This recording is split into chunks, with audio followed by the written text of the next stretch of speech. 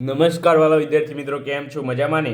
આજે આપણે ફરીથી નવો એક ધોરણ 6ની ગણિત પોથીનો અર્ચિત ગણિત પોથી ધોરણ 6ની લઈને આવી ગયા છે. ફરીથી નવો વિડીયો, બરાબર?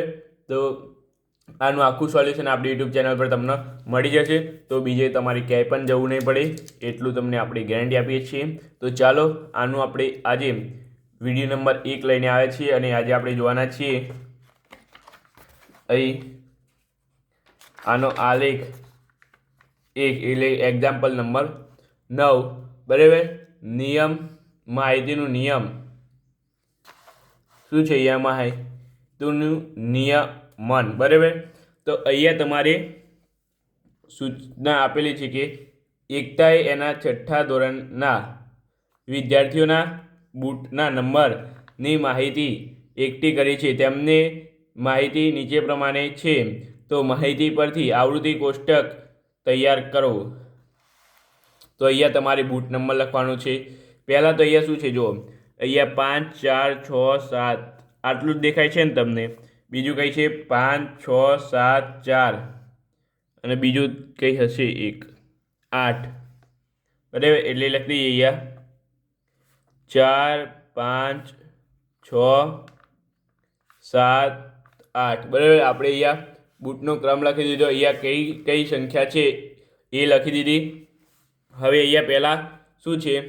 5 છે, તો અહીંયા 1 વાર 5, પછી 4, પછી 7, તો અહીંયા 7 ઉપર, પછી શું છે વિદ્યાર્થી મિત્રો? અહીંયા 5, તો અહીંયા 5 ઉપર, પછી 6, પછી પાછું 7, પછી પાછું 6, પછી પાછું 5, બરાબર ને? પછી 6, 2 વાર 6, 1 અને 2, પછી 5, બરાબર?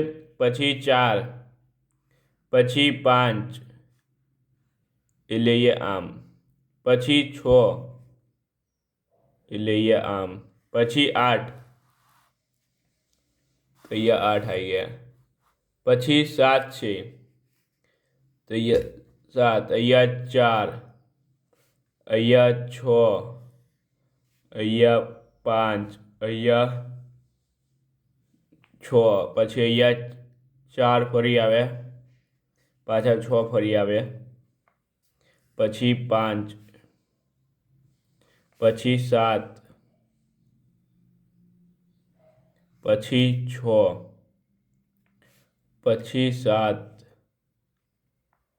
પછી 5 આવ્યા, પછી 7 આવ્યા, પછી 6 આવ્યા પાછા, પછી 4 આવ્યા, પછી 8 આવ્યા અને પછી 7 આવ્યા,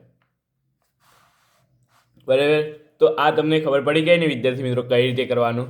અહીંયા 4 અહીંયા જેટલી વાર હોય ને એટલા અહીંયા લીટા કરવાના, પણ 4 વાર થઈ જાય ને એટલે પછી એક ક્રોસ લીટો કરી દેવાનો, એ 5મું થઈ જાય, બરાબર? તો આ 5, 5નો એક સેટ બનાવવાનું, બરાબર? એટલે આ કેટલા થયા? 5, બરાબર? આ કેટલા થયા? આ 5, આની 5 કહેવાય, બરાબર? આ 4 ને ઉપર એક લીટો એટલે 5 અને અહીંયા 3, 5 ને 3 8, ત્યાર પછી અહીંયા તમને આ 5 ને 5 10, બરાબર? ત્યાર પછી આ 5 ને 2 7, બરાબર? અને આ 2 વિદ્યાર્થી મિત્રો કેટલા થયા? 2. હવે આમનો ટોટલ સરવાળો મારો તો કેટલા થશે? ગણી નાખીએ આપણે. 32 થવા જોઈએ, બરાબર? 7 ને 18, 18 ને 2 20, 20 27, 27 ને 5 35 થઈ ગયા ને વિદ્યાર્થી? આ 32 થઈ ગયા ને? જો 8, 9, 10, 11, 12, 13, 13 ને 10 23, 23, 23 ને 7 30, 30 ને 2 32. તો આ રીતે તમારે કંઈ હતું ઉદાહરણ નંબર 2 આલેખ ગ્રાફ 1, બરાબર? તો આ રીતે આપણે 1 નંબરનો ગ્રાફ જોયો. એ જ રીતે હવે આપણે 2 નંબરનો પણ ગ્રાફ જોઈ લઈએ. આલેખ ચિત્રનું આલેખનું અર્થઘટન, બરાબર? આલેખ ગ્રાફ 2. તો અહીં તમારે એક કબાટમાં 5 ખાના છે અને દરેક ખાનામાં ચોપડીઓ ગોઠવેલ છે. સંકલન કોષ્ટકમાં નીચેની માહિતી સૂચવે છે. તો અહીંયા હાર આપેલા છે, અહીંયા ચોપડી આપેલી છે, અહીંયા આવી એક બરાબર એક ચોપડી થાય, બરાબર.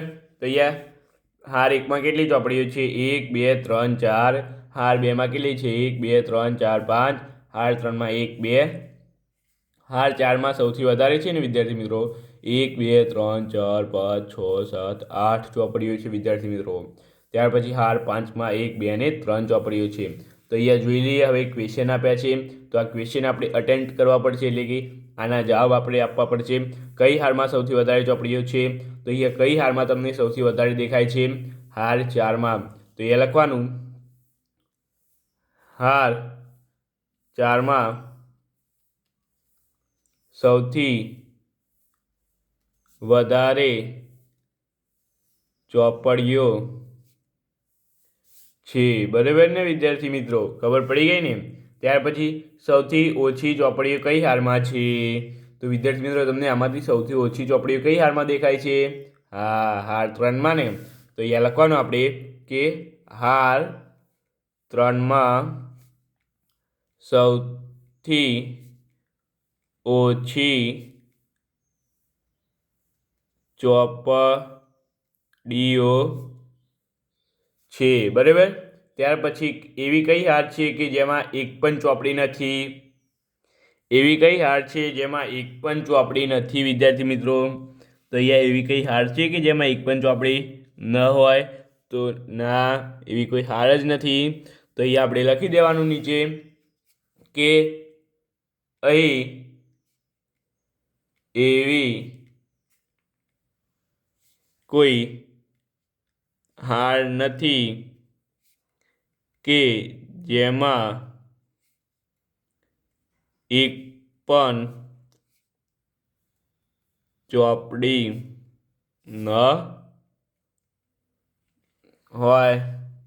તો આજે આપણે શું જોયું વિદ્યાર્થી મિત્રો? ખબર પડી ગઈ ને? તો તમને આ રીતે જ આગળ નવા પેરેગ્રાફ આલેખ તમારે શીખવા હોય ને તો વિડીયોને લાઇક કરી દેજો વિદ્યાર્થી મિત્રો, યુટ્યુબ ચેનલને સબસ્ક્રાઈબ કરી દેજો અને આવો તમારા મિત્રોને શેર કરી દેજો, જેથી એમને પણ આ ખબર પડી શકે.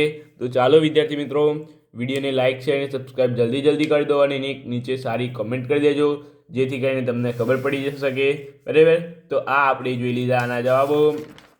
ત્યાર પછી આના જવાબો આપણે આલેખ નંબર 1ના પણ જવાબો જોઈ લીધા વિદ્યાર્થી મિત્રો, બરાબર ને. તો અત્યારે તમે આનો ફોટો પાડી શકો છો, મોબાઈલમાં લખી શકો, મોબાઈલમાં તમે અહીં સ્ટોર કરી શકો છો, જેથી કરીને તમે આગળ જોઈ શકો, બરાબર. સ્ક્રીનશોટ પાડી લેજો વિદ્યાર્થી મિત્રો. આનો પણ પાડી લેજો વિદ્યાર્થી મિત્રો, જેથી કરીને તમે સ્ટોર કરી શકો. તો ચાલો આપણે આજના વિડીયોમાં આટલું જ.